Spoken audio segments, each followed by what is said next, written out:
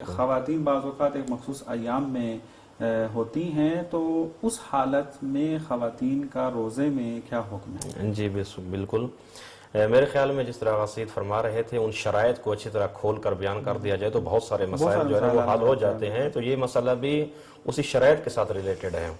مثلا روزے کی ایک شرط یہ ہے کہ آپ پاک ہونا چاہیے آپ کو۔ اب مرد کی پاکیزگی ایک اور جہت سے ہے اور خاتون کی پاکیزگی ایک اور جہت سے ہے۔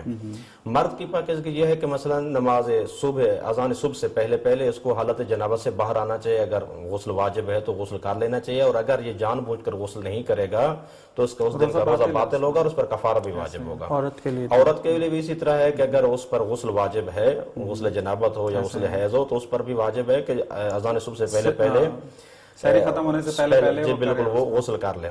لیکن جہاں تک تعلق ہے اس کا کہ مثلا آپ اس نے روزہ رکھ لیا ہے اور دن میں خاص ایام شروع ہو گئے ہیں، تو اس میں اگرچہ وہ بالکل روزہ کے آخری منٹوں میں ہی شروع ہو جائیں تو جس وقت بھی وہ شروع ہوگا تو روزہ باطل ہو جائے گا، اور پھر ماہ رمضان کے بعد اس کی قضا واجب ہے۔ لیکن کفارہ اس میں نہیں ہے۔ شریعت نے یہ ترخیص دی ہے خواتین کے لیے کہ اگر ان ماہ رمضان میں خاص ایام کی وجہ سے روزہ نہیں رکھ پائیں تو آئندہ ماہ رمضان سے پہلے جس طرح اگر آئندہ ماہ رمضان سے نہیں رکھا تو جس طرح غسید فرما رہے تھے پھر وہ قضا اور کفارہ بھی ساتھ واجب ہو جائے گا۔